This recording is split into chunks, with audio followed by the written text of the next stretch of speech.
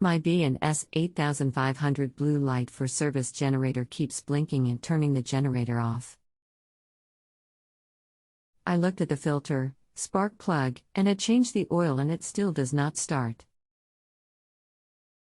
When did you last clean or perform maintenance on your Briggs & Stratton generator?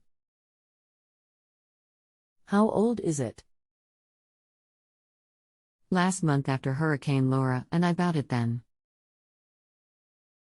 How long has this been going on with your Briggs & Stratton generator? What have you tried so far? Just today. I checked the air filter, cleaned the spark plug, and rechecked the oil. Anything else we should know to help you best? I tried to access the exhaust filter but stopped due to the stripping of 2 screws. Hello, my name is. I am going to assist you with this. I am so sorry you haven't had anyone help you yet. I'm not sure what is going on.